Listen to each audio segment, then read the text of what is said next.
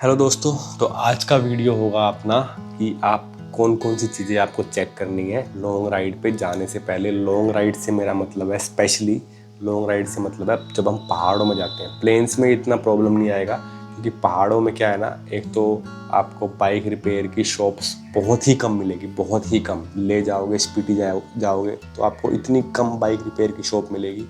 मतलब अब की बारी मैंने ये चीज़ नोट करी है, पहले कभी मेरा इन चीज़ों से वास्ता नहीं पड़ा, लेकिन अब की बारी मेरे साथ कोई था जिसकी बाइक में कुछ इशू आया। तो जब हम ले पहुँचे ना, तो ले पहुँचने के बाद, वैसे तो संडे था, आप बिलीव नहीं करोगे, सिर्फ एक ही शॉप खुली थी जो कि टायर चेंज कर रही थी। और जबकि उस संडे को हमें टायर भी नहीं मिला, तो फिर हमें नेक्स्ट डे टायर मिला और उस टायर की शॉप पे भी सिर्फ टायर ही लगता था। वो टायर ना खोल रहा था ना कुछ कर रहा था, क्योंकि उसके पास इतनी भीड़ थी, उसके पास टाइम ही नहीं था। हम 2 बंदे थे, उसके पास टाइम ही नहीं था। और बहुत ही कम शॉप है, ऐसी जगह पे बहुत कम शॉप होती है, जैसे मनाली हो गया, ले हो गया, और वो भी आपको बहुत बहुत दूर दूर मिलेगी। तो इस वजह से मेरे को लगा कि क्यों ना इस चीज़ पे वीडियो बनाई जाए और आपको बताया जाए कि आप अपनी बाइक को चेक कर सकते हो घर पे ही। अगर कुछ इशू है तो अपना घर पे ही चेक करवा के फिर आप राइड पे जाओ। तो सबसे पहले नंबर पे है ब्रेक पैड। अगर आपको ब्रेक पैड की नॉलेज है, अगर और आपको ब्रेक पैड चेंज करने आते हैं, तो फिर तो आपको कोई दिक्कत नहीं आएगी। अगर आपको नॉलेज नहीं है, आपको नहीं पता कब चेंज करने होते हैं, क्या करना होता है, कैसे चेंज करने होते हैं, तो जैसे आप सर्विस सेंटर जाओ और अपना चेक करवाओ अपने ब्रेक पैड,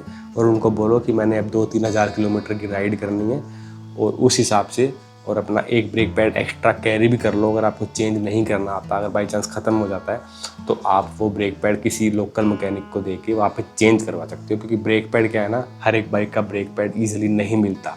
जो ये बाइक है, ये बाइक का तो मिल जाता है क्योंकि ये बाइक ही चलती हैं अपना पहाड़ों में, यही सारी बाइक चलती हैं। रॉयल एनफील्ड का तो ईजिली मिल जाता है, लेकिन और जो ब्रांड है उनके ब्रेक पैड्स ईजिली नहीं मिलते।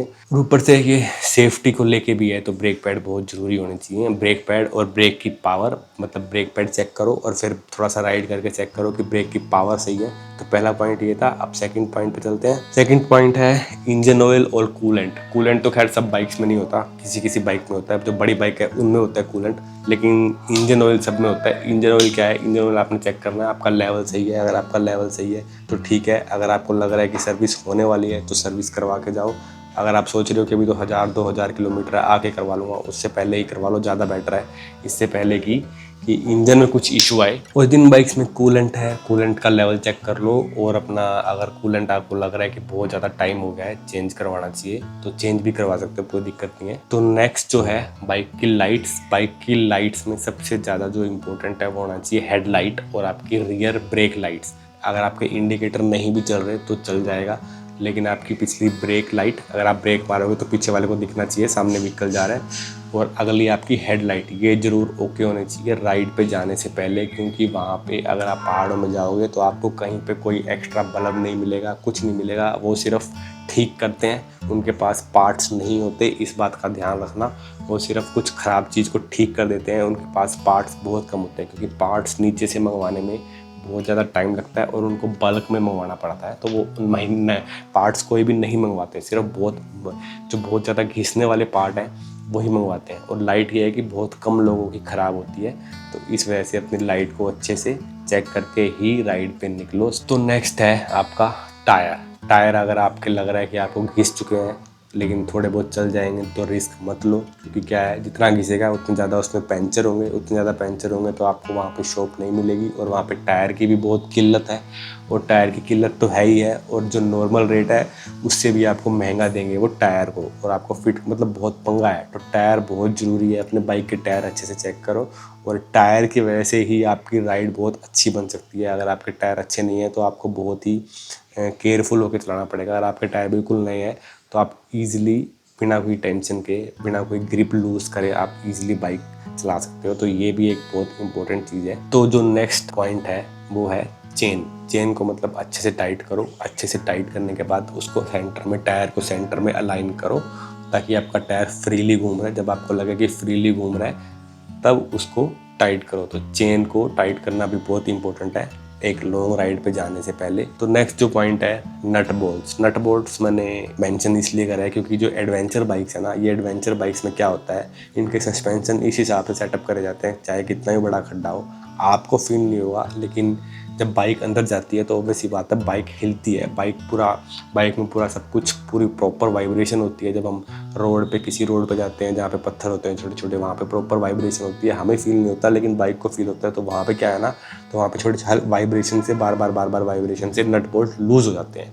तो जो एडवेंचर बाइक है इनको मैं हमेशा घर आने के बाद और राइड पे जाने से पहले हमेशा नट बोल्ट चेक करता हूँ, प्रॉपर उसको पूरा शेक करके देखता हूँ। जहाँ पे मेरे को लगता है कि नट बोल्ट हिल सकते हैं और लूज़ हो सकते हैं तो वहाँ मैं टाइट भी करता हूँ। ऐसा नहीं है कि आपकी बाइक के नट बोल्ट लूज़ नहीं होंगे, वो होंगे। एडवेंचर बाइक में ज़्यादा नट बोल्ट लूज़ होने के चांसेस होते हैं, तो अपने नट बोल्ट जरूर चेक करो। और उसके बाद जो पॉइंट है अपनी बैटरी हेल्थ, बाइक की बैटरी हेल्थ। क्या होता है ना, पहाड़ों पे बहुत ज़्यादा ठंड होती है तो वहाँ पे बैटरी एकदम से डाउन हो जाती है। तो वहाँ पे अगर आप बैटरी डाउन हो गई तो आपके पास कोई चारा नहीं है, या तो आपको धक्का मारना पड़ेगा।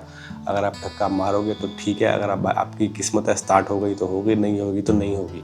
तो इन बाइक्स में आजकल धीरे धीरे बाइक में किक तो चली गई है ना, किक चली गई। अगर आपके पास किक नहीं है तो ऑब्वियसली बात है सिर्फ आपके पास सेल्फ है। तो अपनी बैटरी को ज़रूर अच्छे से चेक करो। आपको 2-3 साल हो गए हैं तो उसको नई लगवा दो, क्योंकि अब उसका कुछ नहीं पता, एक बारी टाइम निकलने के बाद बैटरी का कुछ नहीं पता होता कितने दिन तक चलेगी। तो नेक्स्ट जो पॉइंट है अपना, बाइक की टायर की हवा ज़रूर चेक करो और एक अपना पंप कैरी करो, क्योंकि अगर आपकी टायर की हवा कम है या छोटा मोटा पंचर हो गया तो एटलीस्ट आपके पास पंप होगा अपनी हवा भरने के लिए।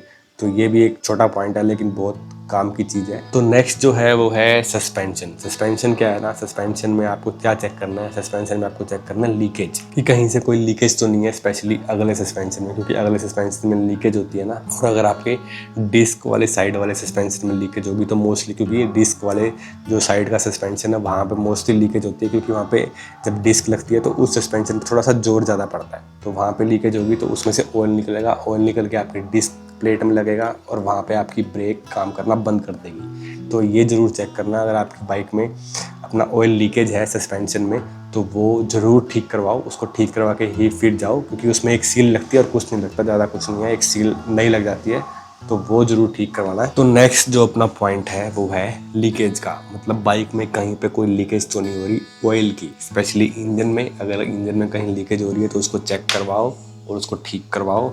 और सबसे उसके बाद सेकंड चीज़ आपने चेक करनी है ब्रेक में कहीं लीकेज तो नहीं हो रही, क्योंकि आजकल सब में डिस्क ब्रेक आते हैं। तो डिस्क ब्रेक में क्या है, कई बारी पाइप में ये जो डिस्क की पाइप होती है इनमें होल हो जाता है, या फिर ये फट जाती है, या पुरानी होने के बाद क्रैक आ जाता है तो यहाँ से ऑयल निकलता है। तो जब आप ऊपर जाओगे पहाड़ों में तो वहाँ पे प्रेशर ज़्यादा होता है, तो उस वजह से वहाँ पे ऑयल ज़्यादा निकलेगा और आपकी डिस्क काम करना बंद कर देगी। अगर जिस बाइक में कूलेंट है तो वो कूलेंट चेक करो। तो छोटी छोटी चीज़ें ये चेक करनी चाहिए। तो नेक्स्ट जो पॉइंट है ऑयलिंग और ग्रीसिंग। ऑयलिंग और ग्रीसिंग से मतलब है अपनी चैन को अच्छे से क्लीन करो, लूप करो, अपने ब्रेक लीवर को अच्छे से क्लीन करो, लूप करो, क्लच लीवर को लूप करो, और जितने भी पार्ट मूव होते हैं जो मतलब हिलते हैं तो सब में ऑयलिंग ग्रीसिंग होनी चाहिए, ताकि उनमें से कोई अननेसेसरी आवाज़ ना आए और आपकी बाइक स्मूथली चले। तो ये वो पॉइंट है जो मैंने नोट करे हैं आपकी बाइक में ठीक होने चाहिए आपकी राइड पे जाने से पहले। क्योंकि क्या है ना, आपकी बारी में ले गया तो वहाँ मेरे को रियलाइज़ हुआ कि कितनी छोटी छोटी चीज़ों के लिए ही वर्कशॉप पे आए थे। किसी को ब्रेक टाइट करवानी थी, किसी को कुछ करवाना था, किसी का ये शीशा हिल गया था वो उसको एडजस्ट करवाना था। मतलब इसी छोटी छोटी चीज़ों के लिए उनको 1-2 घंटे वेट करना पड़ रहा था। तो आप इस हिसाब से लगाओ। अगर आपको नॉलेज है टूल्स की तो बहुत बढ़िया है, फिर तो कोई दिक्कत ही नहीं होगी। लेकिन अगर आपको टूल्स की नॉलेज नहीं है तो फिर अपना घर से ही सब कुछ करवा के चलो, ताकि आपको ये सब छोटी मोटी चीज़ों का इशू ही ना आए पहाड़ों पे जाके। तो बस यार यही था इस वीडियो में। अब आपको मिलते हैं नेक्स्ट वीडियो में।